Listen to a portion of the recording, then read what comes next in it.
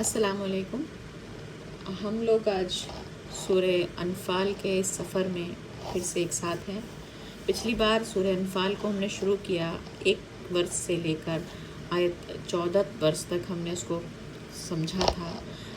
جنگ بدر کی کہانی اس میں ہمیں سمجھ میں آ رہی تھی، واقعہ چل رہا تھا جنگ بدر کا، تو ہم اس کو آگے بڑھاتے ہیں۔ آیت نمبر 15 سے اپنا سبق جاری رکھتے ہیں۔ اس سے پہلے پچھلے ہفتے کا ایک ریویژن کہ ہم نے اپنے لیے کیا سیکھا، ہمیں اس کو تھوڑا سا کر لیتے ہیں، پھر اس کے بعد آگے بڑھتے ہیں۔ شروع اللہ کے نام سے جو بڑا مہربان نہایت رحم والا ہے۔ بسم اللہ الرحمن الرحیم۔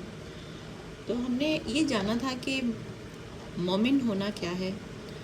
اللہ تعالیٰ نے آیت کے شروع میں ہی بتا دیا تھا کہ جو لوگ مال غنیمت کے لیے لڑ رہے تھے، میں نے بتایا تھا کہ جنگ کو جیتنے کے بعد جو مال ان کے ہاتھ لگا تھا اس کے اوپر آپس میں ڈفرینسز آ رہے تھے، تو جو لوگ اس کے اوپر لڑ رہے تھے تو ان سے کہا جا رہا تھا کہ تم اللہ سے ڈرو۔ مطلب اللہ سے ڈرنے والا آدمی دنیا کی چیزوں کے لیے آپس میں نہیں لڑتا، کیونکہ اللہ سے ڈرنے والا آدمی زیادہ کوشش کرتا ہے کہ میں دے دوں اپنے حق، چاہے مجھے ملے نہ ملے، مگر میں اپنی ڈیوٹیز پوری کر دوں۔ اس کو یہ رہتا ہے کہ مجھے میری ڈیوٹیز کے بارے میں پوچھے گا اللہ کہ تم نے کیا کیا تھا۔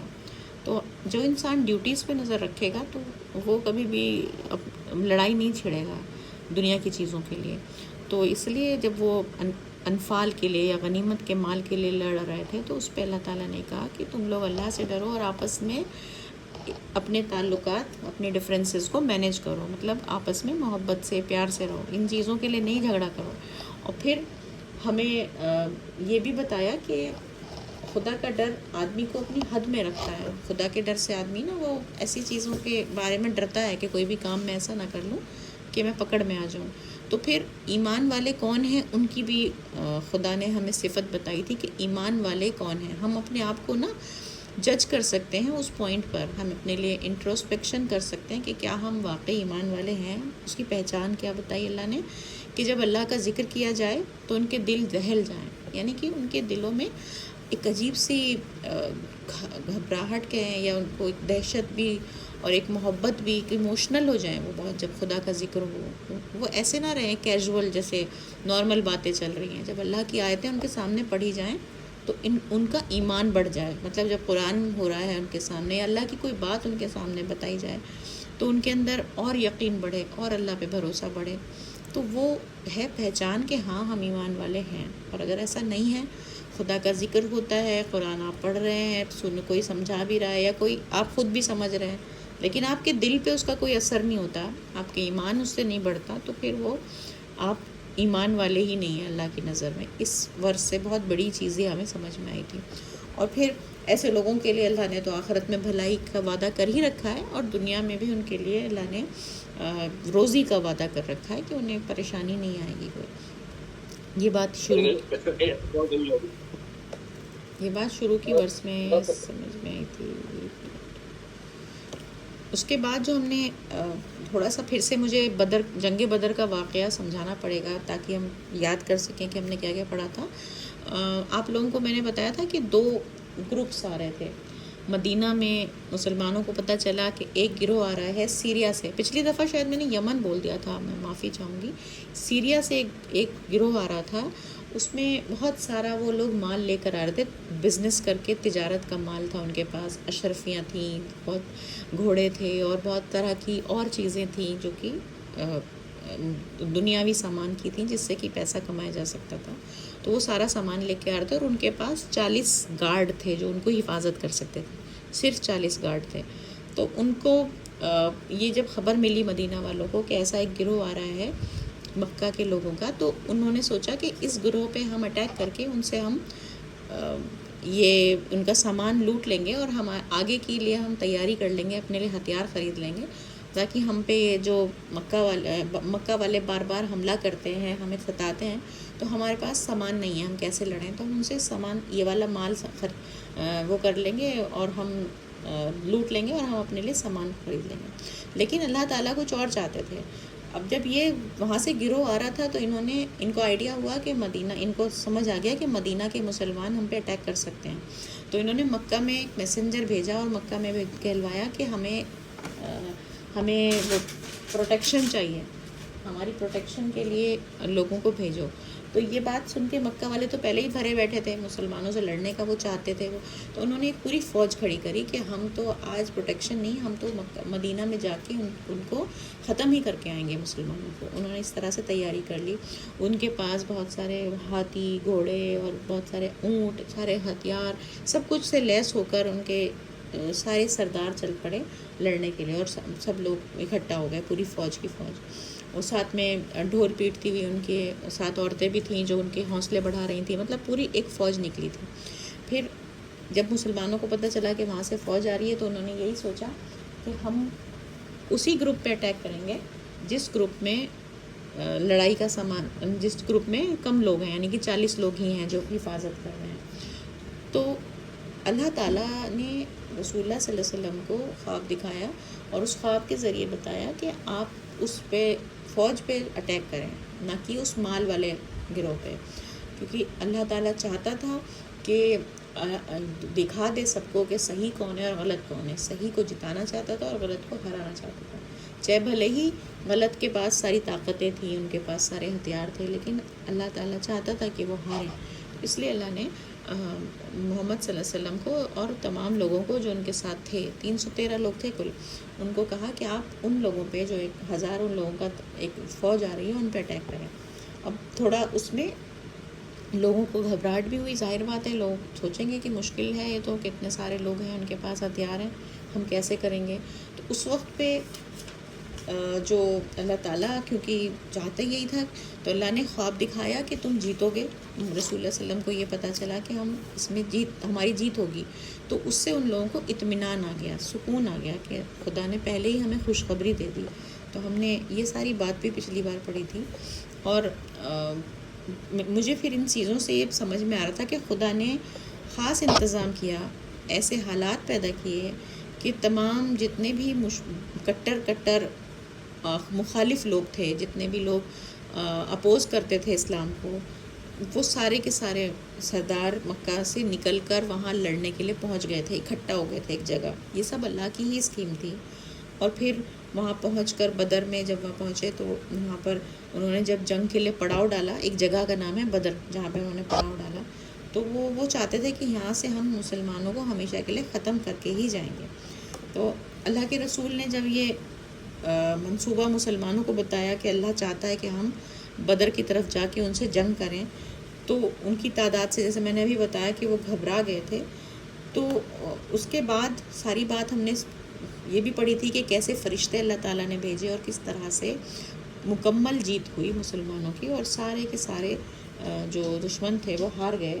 دشمن کے دل میں رعب ڈال دیا تھا اللہ تعالیٰ نے. وہ 313 لوگ انہیں بہت زیادہ دکھ رہے تھے، انہیں گھبراہٹ ہو رہی تھی کہ یہ کیسے کر رہے ہیں. حالانکہ ان کے پاس ہتھیار بھی نہیں تھے پراپر، کچھ ہی لوگوں کے پاس تلواریں تھیں، زیادہ تر لوگوں کے پاس لاٹھیاں ہی تھیں، کچھ نہیں تھا. کچھ لوگوں کے پاس تو جوتے بھی نہیں تھے، گھوڑے 1-2 ہی تھے. ایسا مطلب اس طرح کی فوج نے ان کے اوپر پورا قبضہ کر لیا. ایسا اللہ تعالیٰ نے اپنے فرشتوں کے ذریعے ان کی مدد بھیجی. تو مجھے یہ بھی سمجھ میں آ رہا تھا کہ جیسے اللہ تعالیٰ جب کوئی پلان کرتا ہے کہ یہ کچھ کام کرنے کی پلاننگ کرتا ہے، تو انسان کو بس وہاں کھڑا ہونا پڑتا ہے. مطلب جو اللہ کے ماننے والے لوگ ہیں ان کو اس مشکل حالات میں بس جم کے کھڑا ہونا ہوتا ہے کہ ہاں جب اللہ یہ چاہ رہا ہے تو بس کھڑا ہونا ہے. جیسے پہلے مسلمان گھبرا رہے تھے، لیکن پھر جب انہیں پتہ چلا کہ اللہ یہ چاہتے ہیں تو وہ وہاں کھڑے ہو گئے کہ ٹھیک ہے، آج مارے بھی جائیں گے تو کوئی بات نہیں، ہمیں یہاں کھڑا ہونا ہے اس جنگ میں. لیکن جب انسان اتنی ہمت دکھا لیتا ہے، اتنا بھروسہ دکھا دیتا ہے اللہ کے اوپر، تو پھر وہ سارا جو ساری اس کی پریشانی ہے وہ خدا اپنے ہاتھوں میں لے لیتا ہے، اور کیسے اس کو بچا لیتا ہے اور دوسرے جو اس کی مشکلیں ہیں اسے ختم کر دیتا ہے. یہ والی بات اس پہ سمجھ آ رہی تھی کہ سارا کام اللہ کے فرشتے کرتے ہیں. آ کے انسان کو بس اتنا وہ ہونا چاہیے کہ ہمیں اللہ کے بھروسے پر کھڑا ہونا ہے. اللہ اطمینان بھی دے گا، اللہ حوصلہ بھی دے گا، سب کچھ دے گا، لیکن پہلا جو سٹیپ ہے وہ نیت کا، وہ انسان کو کرنا پڑتا ہے. یہ سمجھ میں آ رہا تھا. پھر ایک بار یہ بھی بات ہوئی تھی کہ جس طرح سے اللہ نے پانی کا انتظام کیا تھا، نیند کا انتظام کیا تھا، تو یہ بھی انسان کے لیے بلیسنگز ہیں. جب انسان کو پراپر نیند آتی ہے، اس کو پینے کا پانی اچھا ملتا ہے، تو وہ اس کو ہم اس کی اکنالج نہیں کرتے، ہم اس کو کچھ بڑی چیز نہیں مانتے، لیکن جب ایسی جگہ پہ اللہ نے یاد دلایا مسلمانوں کو کہ دیکھو میں نے تمہیں وہاں پہ اتنا اچھے سے پانی بھی دیا، میں نے تمہیں وہاں پہ نیند بھی اچھی دی، تب ان مسلمانوں کو بھی یاد آیا ہوگا اور انہوں نے بہت زیادہ شکر بھی کیا ہوگا، اور ہمیں بھی وہ پھر یاد دہانی کے لیے ہے، ہم بھی یاد کریں کہ جب کبھی ہم اتنے ذہنی طور پہ پریشان ہوں، الجھن میں ہوں، اتنے ایسے حالات ہو رہے ہوں ہمارے، تو اس وقت پہ جب ہمیں سکون ملتا ہے، اللہ تعالیٰ دیتا ہے یا ہماری مدد اللہ کسی طرح کرتا ہے، تو ہمیں اسی طرح شکر کرنا چاہیے، اور بہت زیادہ ان چیزوں کو سوچ سوچ کر بار بار یاد کر کے اللہ کے شکر میں جینے والا بننا چاہیے۔ تو یہ والی کچھ باتیں پچھلی رات بھی ڈسکس ہوئی تھیں، یہ ہم نے سمجھی تھی۔ اب آگے جو آج ہم اس کو پڑھیں گے، اچھا ایک بات اور سمجھ میں آئی تھی کہ رسول اللہ صلی اللہ علیہ وسلم کی میں نے دعا بتائی تھی کہ اللہ سے دعا کی تھی آپ نے جب جنگ شروع ہونے والی تھی کہ یا اللہ یہ لوگ جو اگر آج جنگ میں ختم ہو گئے تو آپ کا نام لینے والا کوئی نہیں رہے گا، تو یہ دعا بھی اتنی زیادہ اللہ کو پسند آئی تھی کہ اللہ نے ایک دم جیسے فوراً کے فوراً اس کو سن لیا تھا، اور تبھی کے تبھی ان کو خوشخبری دے دی تھی کہ وہ جیت جائیں گے۔ تو مجھے بھی ایسا لگا اس سے کہ ہم بھی جب کئی بار ایسی زیادہ پریشانی میں ہوتے ہیں کہ ہمیں لگتا ہے کہ آج تو آر یا پار ہوگا، مطلب یا تو ہم ختم ہی ہو جائے گا سب کچھ، یا پھر اللہ تعالیٰ مدد کر دیں گے، تو اس وقت جو دعا نکلتی ہے نا، تو وہ اتنی اچھی دعا ہوتی ہے کہ اللہ تعالیٰ اس کو فوراً قبول کر لیتے ہیں، کیونکہ اس میں ایک تڑپ ہوتی ہے۔ جیسے نبی صلی اللہ علیہ وسلم کی جو دعا اس وقت نکلی، اس کا قرآن میں بھی ذکر کر دیا اللہ نے، تو اس کا مطلب ہے کہ وہ اتنی پسند آئی اللہ کو۔ تو ہم سوچتے ہیں نا کہ ہم کوئی ایسا لفظ بول دیں کہ اللہ سب کو پسند آ جائے، اللہ سن لے ہماری دعا، تو مین وہ لفظ کی بات نہیں ہوتی، وہ ہمارے فیلنگز کی بات ہوتی ہے کہ ہم اس وقت اتنی عجیب کنڈیشن میں ہوتے ہیں، اپنے آپ کو بالکل بے سہارا جب محسوس کر رہے ہوتے ہیں، اور تب ہم تڑپ کے اللہ کو پکارتے ہیں، تو وہ دعا واقعی میں مقبول دعا ہوتی ہے، اس کو اللہ ضرور سنتے ہیں۔ یہ بھی مجھے اس میں بات شیئر کرنی تھی۔ اب پچھلی ریویژن تو ہماری ہو گئی، اب ہم آیت نمبر 15 سے آج کا سبق شروع کرتے ہیں۔ اعوذ باللہ من الشیطان الرجیم، بسم اللہ الرحمن الرحیم۔ اے ایمان والو، ابھی ہم وہی جنگ بدر کی ہی بات اس میں کر رہے ہیں سورہ میں۔ اے ایمان والو، جب تمہارا مقابلہ منکرین سے میدان جنگ میں ہو تو ان سے پیٹھ مت پھیرو، اور جس نے ایسے موقع پر پیٹھ پھیری سوا اس کے کہ جنگی چال کے طور پر ہو یا دوسری فوج سے جا ملنے کے لیے، تو وہ اللہ کے غضب میں آ جائے گا، اور اس کا ٹھکانہ جہنم ہے، اور وہ بہت ہی برا ٹھکانہ ہے۔ تو یہ تو اللہ تعالیٰ نے جو فرمایا، یہ بہت ہی نیچرل بات ہے کہ ایک جنگ چل رہی ہے، آپ ایک جنگ کا حصہ ہو، جب آپ دوسری پارٹی کے سامنے کھڑے ہو جنگ کے لیے، اس ٹائم پہ جو انسان پیٹھ پھیرے گا، مطلب پیٹھ پھیرنے کا مطلب کیا ہے؟ بھاگ جانا، اپنے آپ کو چھپا لینا کہ جنگ نہ کرنی پڑے۔ تو جو انسان ایسا کرے گا تو وہ تو ظاہر سی بات ہے، وہ تو وفادار ہو ہی نہیں سکتا نا۔ جب انسان کی وفاداری اس میں ہے کہ ایک بار آپ کھڑے ہو گئے ہیں تو وہاں پہ آپ کو سامنا کرنا ہے، فیس کرنا ہے سچویشن، اب بھاگنا نہیں ہے وہاں سے۔ آپ نے اگر یہ لائلٹی دکھا دی ہے تو ہر چیز میں ہے، صرف جنگ میں نہیں ہے، کسی کے لیے بھی جب کوئی آپ کا فرینڈ ہے، آپ کا رشتہ دار ہے، آپ اس کے لیے جب پریشانی میں کھڑے ہوتے ہو، اس وقت پہ اگر آپ بھاگے تو وہ کیا سمجھے گا آپ کے بارے میں کہ یہ تو غدار ہے، یہ تو خراب آدمی ہے۔ تو وہی چیز اللہ تعالیٰ نے یہاں کہی کہ جو انسان اس طرح سے بھاگ جائے گا تو اس کا ٹھکانہ جہنم ہے، اور یہ بہت ہی برا ٹھکانہ ہے۔ بس انہیں تم نے قتل نہیں کیا بلکہ اللہ نے قتل کیا، بس ان کو تم نے قتل نہیں کیا بلکہ اللہ نے قتل کیا، اور جب تو نے ان پر خاک پھینکی تو تم نے نہیں پھینکی بلکہ اللہ نے پھینکی، تاکہ اللہ اپنی طرف سے ایمان والوں پر خوب احسان کرے۔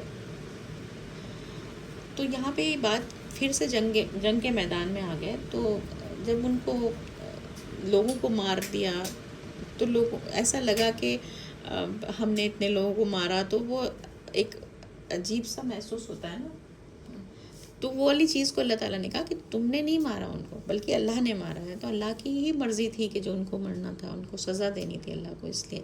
اور پھر یہ جو خاک پھینکنے والی بات کہی کہ تم نے ان پر خاک نہیں پھینکی بلکہ اللہ نے پھینکی، تو جب وہ جنگ چل رہی تھی تو رسول اللہ صلی اللہ علیہ وسلم نے وہیں کی زمین سے مٹی اٹھائی تھی دعا کر کے، اور دعا کرنے کے بعد یہ کہا تھا کہ اے میرے رب، اگر یہ وہی جو میں نے ابھی آپ کو بتایا تھا اللہ سے کیا دعا کی تھی کہ اے میرے رب اگر یہ لوگ مر گئے تو زمین پر کوئی کبھی عبادت نہیں کرے گا تمہاری. تو یہ کہہ کے انہوں نے مٹی کو ایسے پھینکا تھا. تو اللہ تعالیٰ نے یہ کہا کہ وہ مٹی جو انہوں نے پھینکی اس وقت پہ ایسا محسوس ہوا جیسے دشمنوں کی آنکھوں میں سب کے وہ مٹی چلی گئی ہو. وہ کیا ہوا اللہ نے یہی تو بتایا کہ اللہ نے پھینکی تھی وہ، مطلب کہ یہ وہ ہوا ایسی چلا دی ہوگی یا کیا ہوا ہوگا، اللہ نے اس طرح سے مدد کی تھی اس وقت. وہ مطلب ایک طرح سے اللہ کے فرشتے ہی وہاں پہ ہر کام کر رہے تھے. بے شک اللہ سننے والا جاننے والا ہے. تو یعنی اللہ ہر ایک چیز کو سن رہا تھا کہ آپ لوگ کیا کر رہے ہو، آپ لوگوں کی کیا کیفیت ہے، سب کچھ جانتا تھا. یہ تو ہو چکا، اور بے شک اللہ منکرین کی تمام تدبیریں بیکار کر کے رہے گا. تو یہ اللہ تعالیٰ نے کہا کہ دیکھو ایسا تم نے دیکھا کہ یہ ہو گیا، اب ہم نے دکھا دیا تم کو کہ جو بھی انکار کرنے والے لوگ ہوں گے، جو بھی خدا کے دشمن لوگ ہوں گے، تو ان کی ساری پلاننگ کو اللہ تعالیٰ بیکار کر کے رہے گا. تو کبھی ایسا ڈر آتا تھا نا مسلمانوں میں، اتنے سال ہو گئے تھے ان کو ظلم سہتے ہوئے، 13 سال، اور پھر 2 سال مدینہ میں بھی ہو گیا، 15 سال ہو گئے، اور یہ اسی طرح سے چل رہا تھا سب کچھ. تو ان کی وہ لوگ پریشان کرے جا رہے تھے. تو اللہ تعالیٰ نے یہاں پہ ان کو ایک آشواسن دیا کہ بے شک اللہ ضرور ان کی جو پلاننگ ہے اس کو خراب کر کے رہے گا، تم بھروسہ کرو. اگر تم فیصلہ چاہتے تھے تو فیصلہ تمہارے سامنے آ گیا، اور اگر تم باز آ جاؤ تو یہ تمہارے حق میں بہتر ہے. تو یہ کیا بات کہی گئی؟ اصل میں ہوا کیا کہ جب جنگ کے لیے مکہ سے لوگ چلنے لگے، وہ لوگ دشمن جو تھے، تو کعبے پہ گئے، اور ان کو اتنا زیادہ اپنے اوپر یقین تھا، وہ کعبے پہ جا کے اپنی پوجا کی. انہوں نے جو جیسے بھی وہ عبادت کرتے تھے، وہاں پہ بت تھے ان کی عبادت کرتے تھے کعبہ پر. وہاں جا کے انہوں نے یہ کہا، انہوں نے باقاعدہ خدا کے لیے کہا، اللہ، کیونکہ اللہ کو تو وہ بھی مانتے تھے، وہ اللہ کے ساتھ بہت سارے بتوں کو مانتے تھے. تو انہوں نے کہا کہ اے خدا تو اس کی مدد کرنا جو سب سے صحیح راستے پر ہو. مطلب ہم بھی لڑنے جا رہے ہیں، اور جس سے ہم لڑ رہے ہیں اگر ہم صحیح ہیں تو ہم جیتیں، اور وہ صحیح ہیں تو وہ جیتیں. مطلب اس کا مطلب یہ نہیں تھا ان کے دل میں ڈر تھا کہ ہم جھوٹے ہیں یا ہم غلط ہیں، مگر انہیں اتنا کانفیڈنس تھا کہ ہم ہی جیتیں گے کیونکہ اللہ ہماری ہی مدد کرے گا. اس طرح وہ دعا کر کے نکلے تھے. تو اللہ تعالیٰ نے ان کی دعا کا یہاں جواب دیا کہ اگر تم فیصلہ چاہتے تھے تو فیصلہ تمہارے سامنے آ گیا. تم یہ فیصلہ چاہتے تھے نا کہ جو صحیح ہو وہ جیتے، تو اب دیکھو تم نے دیکھ لیا. اب تم مانو، جو تم کہہ رہے تو تم مان جاؤ سارے کہ ٹھیک ہے یہ صحیح ہے، تو سب اسلام کو قبول کر لو. اور اگر تم پھر وہی کرو گے تو ہم بھی وہی کریں گے، اور تمہارا جتھا تمہارے کچھ کام نہ آئے گا، خواہ وہ کتنا ہی زیادہ ہو، اور بے شک اللہ ایمان والوں کے ساتھ ہے. یہاں پہ خدا نے فائنلی کہہ دیا کہ تم نے وہاں پہ ہم سے فیصلہ مانگا تو ہم نے یہاں فیصلہ کر کے دکھا دیا کہ صحیح کون ہے، صحیح مسلمان ہیں. لیکن پھر بھی اگر تم یہی کرتے رہو گے، دشمنی کرتے رہو گے، ان کی مخالفت ہی کرتے رہو گے، اسلام کے خلاف ہی رہو گے، تو پھر ہم بھی وہی کریں گے جو ہم نے ابھی کیا. ہم نیست نابود کریں گے، دشمنوں کو ختم کریں گے، اور چاہے تمہارے ساتھ کتنے ہی لوگ ہوں، سب تمہارے کسی کام نہیں آئیں گے. اللہ کیونکہ ایمان والوں کے ساتھ ہے، تو ایمان والوں کا ہی ہمیشہ کامیابی انہی کو ملے گی. یہ خدا نے کہا. پھر آگے آیت میں کہا، ایک منٹ اسکرین پہ اب آ رہی ہوگی، اے ایمان والو اللہ اور اس کے رسول کی اطاعت کرو. اب ایمان والوں سے کہا جا رہا ہے کہ رسول کی اور اللہ کی اطاعت کرو، فرما برداری کرو، اور اس سے رخدانی نہ کرو حالانکہ تم سن رہے ہو. مطلب تم پر یہ وحی آ رہی ہے، تم پر قرآن نازل ہو رہا ہے، تم سن رہے ہو، لیکن اس سے تم اگنور نہ کرو کہ ایسے ہی بس سن کے انسنا کر دیا. جو کہا جا رہا ہے اس کو مانو، اور ان لوگوں کی طرح نہ ہو جاؤ جنہوں نے کہا ہم نے سنا حالانکہ وہ نہیں سنتے تھے. تو ایسے لوگوں کی طرح نہیں ہونا ہے جنہوں نے کہا تھا، جو کہ سن رہے تھے، ان کے پاس بھی وحی آ رہی تھی، ان کے پاس بھی کتاب تھی، لیکن وہ اس پر عمل نہیں کرتے تھے، وہ نہیں سنتے تھے. مطلب سن کر بھی وہ انسنا کرتے تھے. وہ کون تھے؟ جیسے ہم نے پہلے بھی بتایا، اہل کتاب کی بات ہو رہی ہے، جن کے پاس نبی بھیجے گئے، جن کے پاس کتابیں بھیجی گئی. انہوں نے بھی ساری باتیں سنی لیکن اس کو اگنور کرتے چلے گئے. تو اس بات سے چیتاونی دی جا رہی ہے ایمان والوں کو کہ تم ایسا مت کرو. یقیناً اللہ کے نزدیک بدترین جانور وہ بہرے گونگے لوگ ہیں جو عقل سے کام نہیں لیتے. تو یہاں پہ بہت ہی صاف بتایا کہ عقل سے کام لینا دین کا حصہ ہے. کافی لوگ یہ کہتے ہیں دین میں تو عقل کا استعمال ہی نہیں کرنا ہے. تو یہاں تو قرآن کہہ رہا ہے کہ وہ لوگ جو عقل سے کام نہیں لیتے وہ کیا ہیں؟ بدترین جانور. وہ بہرے گونگے لوگ. بہرے کیوں ہیں وہ؟ حالانکہ وہ کیونکہ انہیں سنائی تو دے رہا ہے لیکن ان کے کان وہ صحیح بات کو نہیں سن پا رہے ہیں، سمجھ پا رہے ہیں. گونگے کیوں ہیں؟ کیونکہ وہ بول تو پاتے ہیں لیکن وہ صحیح بات نہیں بول پا رہے ہیں کہ ہاں اسلام صحیح چیز ہے، اللہ کو میں مانتا ہوں، ایمان نہیں لا رہے ہیں. تو جو اپنی عقل کو استعمال کرے گا اسے سمجھ میں آئے گا، وہ صحیح بات کو سن بھی لے گا اور بول بھی لے گا. تو وہ تو اللہ کے نزدیک انسان ہے. اور جو ایسا نہیں کر سکتا ہے، جو اپنی عقل کو یوز نہیں کرتا ہے، وہ اللہ کے نزدیک بدترین جانور، بہت ہی ڈاؤن، اس پہ کیا کہنا چاہیے، بالکل ہی لو کلاس میں اس کو اللہ نے ڈال دیا. اور اگر ان میں کسی بھلائی کا علم اللہ کو ہوتا تو ضرور انہیں سننے کی توفیق دیتا، اور اگر اب انہیں سنوا دے تو وہ ضرور رخدارنی کریں گے بے رخی کرتے ہوئے. تو مطلب اللہ تعالیٰ نے کہا کہ جو لوگ نہیں سن رہے ہیں، جو لوگ یہ گونگے بہرے ہیں جن کی بات ہوئی ابھی، جو نہیں سن رہے ہیں، اگر اللہ کو، کیونکہ اللہ تو ہمیں اندر سے باہر سے پورا جانتا ہے، تو اگر اللہ کو پتہ ہوتا نا کہ اس آدمی میں کوئی بھی بھلائی ہے تو ضرور اسے سننے کی توفیق دیتا. مطلب کیا ہے؟ اگر وہ انسان اپنی طرف سے کوئی اچھائی، کوئی نیکی، کوئی اللہ کی بات، کوئی اللہ سے ڈر اس کے اندر ہوتا، اللہ دیکھ لیتا ہے، انسان کو پرکھ لیتا ہے، اسی کو توفیق دیتا ہے اللہ تعالیٰ کہ وہ ایمان لائے، اسی کو سننے کی توفیق دیتا ہے. مطلب ہم لوگ اس کو ایسے سمجھ سکتے ہیں کہ جیسے بہت لوگوں کے پاس قرآن آیا لیکن اسی کو وہی ایمان لا پایا جس نے ایسا کچھ کوشش کی اللہ کی طرف بڑھنے کی، جس نے اپنے اندر کوئی نیکی رکھی ہوئی تھی جو اللہ نے پہچان لی تھی کہ یہ اس کے اندر ایک بھلائی ہے. اگر ہم انہیں سنوا دیں تو وہ ضرور رخدارنی کریں گے بے رخی کرتے ہوئے. تو باقی لوگ تو ایسے ہیں کہ اگر وہ سن بھی لیتے ہیں تو وہ اگنور ہی کرتے ہیں اور بے رخی. یہاں پہ مجھے ایک ایگزامپل یاد آ رہا ہے حضرت عمر کا. وہ بھی پہلے بہت زیادہ دشمن تھے، بہت بڑے صحابی ہیں حضرت عمر، مگر وہ اسلام کے بہت بڑے دشمن تھے شروع میں. جب محمد صلی اللہ علیہ وسلم نے اسلام کی دعوت دینا شروع کیا مکہ میں تو حضرت عمر نے بہت زیادہ اس کو اپوز کیا. لیکن یہ ضرور کوئی ان کے اندر ایسی چیز تھی جو اللہ کو پتہ تھا کہ یہ بہت کام آئیں گے اسلام میں، یا پھر ان کے اندر ایک اچھائی چھپی تھی، وہ دل سے بہت اچھے تھے، نیک تھے، کہ اللہ نے ان کو توفیق دی. آپ لوگوں نے سب نے سنی ہوگی وہ واقعہ کہ کیسے ان کی بہن اسلام قبول کر چکی تھی تو وہ بہن کو مارنے کے لیے آئے، لیکن جب انہوں نے وہاں قرآن کو سنا تو وہ فوراً ایمان لے آئے. تو مطلب یہ جو انسان کے اندر کوئی بات ہوتی ہے، کوئی ایسی قیمتی چیز ہوتی ہے جس کے لیے اللہ تعالیٰ ہدایت دے دیتا ہے.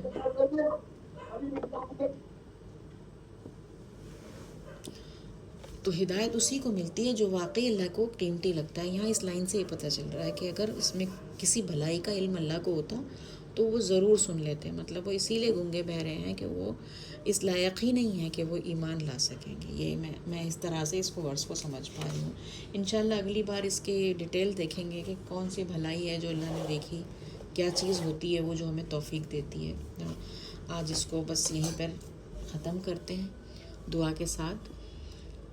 الحمد للہ رب العالمین الرحمن الرحیم مالک یوم الدین ایاک نعبد و ایاک نستعین اہدنا الصراط المستقیم صراط الذین انعمت علیہم غیر المغضوب علیہم ولا الضالین آمین. یا اللہ، آج ہم نے وہ واقعہ سنا جس میں آپ نے اپنی پوری مدد انسانوں کے پاس کھلم کھلا طور پر بھیج دی تھی. آپ نے کس طرح سے ان عاجز انسانوں کی مدد کر کے ان سے بہت بڑا کام لے لیا تھا. تو ہمیں اس چیز سے یہ سمجھ میں آیا کہ آپ نے انسانوں کو بنا کے چھوڑ نہیں دیا. آپ نے انسانوں کے پاس قرآن بھیج کے انہیں چھوڑ نہیں دیا. آپ پوری طرح سے کوشش کرنے میں لگے ہیں کہ صحیح بات کے ساتھ آپ لگے رہیں، صحیح کا ساتھ دیتے رہیں، اور غلط کے ساتھ آپ ہمیشہ غلط کو ختم کرتے رہیں. یہ آپ نے اپنے اوپر ذمہ داری لے رکھی ہے. تو ہم کئی بار اس چیز کی اس چیز سے گھبرانے لگتے ہیں کہ کیسے ہوگا، کیسے حالات ہو گئے، کیا ہوگا. مگر ان باتوں کو پڑھ کے بہت ہوپ آیا، بہت امید آئی کہ اللہ کبھی بھی اپنے بندوں کو چھوڑے گا نہیں. کسی کے اندر بھی بھلائی دیکھے گا تو اس کو چھوڑے گا نہیں. کسی کو مایوس ہونے کی ضرورت نہیں ہے. ہر طرح سے اللہ کی مدد آ رہی ہے. اللہ تعالیٰ توفیق بھیج رہے ہیں اپنی، بس ہمیں اپنی کوششیں کرنی ہیں. ہمارے اندر وہ اچھائی اور بھلائی ہونی چاہیے کہ اللہ ہمیں چن لے، ہمیں وہ مدد بھیج سکے، ہم اس کے مدد کے قابل بن سکیں. تو اپنے اوپر ہمیں کام کرنا ہوگا. میں اس سے بہت زیادہ امید میں ہوئی ان آیتوں کو پڑھ کر، اور ایسا لگ رہا ہے کہ جیسے کہ بہت ہی زیادہ کمزور لوگ آ گئے تھے اللہ کے کہنے پر، کھڑے ہو گئے تھے وہاں پہ دشمنوں کے سامنے، اپنا سر کٹانے کو بھی تیار ہو گئے تھے. تب اللہ نے ان کو اتنی زیادہ مدد بھیج دی کہ وہ جیت گئے، اور کس طرح سے انہوں نے زبردست طریقے سے ہرا دیا قریش کو. اور جیسا وہ کہہ کے آئے تھے کہ اللہ تعالیٰ صحیح لوگ جیتیں، تو وہ صحیح لوگوں کو اللہ نے جتا بھی دیا. تو مجھے یہی لگتا ہے کہ بس ہمیں سارا بھروسہ اللہ پہ کر کے بس کھڑے ہو جانا ہے. کوئی بھی مشکل ہو، کیسی بھی پریشانی ہو، کتنے ہی پاورفل ہمارے سامنے پریشانیاں کھڑی ہوں، لوگ کھڑے ہوں، حالات کتنے ہی خراب ہوں، بس ہمیں اتنا حوصلہ رکھنا ہے کہ ہم ثابت قدمی سے کھڑے ہو جائیں اللہ کے کہے پر، اور پھر اللہ ہمیں اس سے نکالے گا. یہ اس کا ذمہ ہے. مجھے یہ سمجھ آ رہا تھا. تو میں بس آج کی دعا میں یہی کہوں گی کہ اللہ تعالیٰ، ہم بھی ایسے ہی عاجز انسان ہیں، اور ہمارے بس کا تو کھڑا ہونا بھی نہیں ہوتا. ہمارا ایمان اتنا کمزور ہو جاتا ہے کہ ہم ثابت قدم بھی نہیں رہ پاتے. یا اللہ، آپ نے ہم تک ہدایت پہنچا دی، آپ نے ہم کو توفیق بھی دے دی. اب ہمیں ثابت قدمی بھی سکھا دے، ہمیں اپنی فرما برداری بھی سکھا دے. اللہ تعالیٰ، ہم تو بہت ہی کمزور ہیں. ہمارا ایمان تو ان صحابیوں اور رسولوں جیسا بھی نہیں. ہماری تو اور بھی زیادہ مدد کی ضرورت ہے. اللہ تعالیٰ، ہم تیری مدد کے بغیر جنت میں نہیں جا سکتے، ہم تیری مدد کے بغیر دنیا میں نہیں کامیاب ہو سکتے. ہمیں پوری طرح سے مدد بھیج دے، بس تیری مدد سے ہم فلاح پا سکتے ہیں.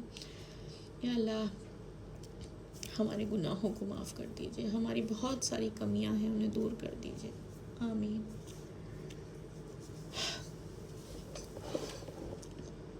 ابھی اللہ سے دعا ہے کہ جتنے لوگ بھی اس میٹنگ میں شریک ہیں، اللہ تعالیٰ سبھی کی دعاؤں کو قبول کرے اور سب کو جزا دے. انشاءاللہ اگلے ہفتے اس کو آگے کنٹینیو کریں گے.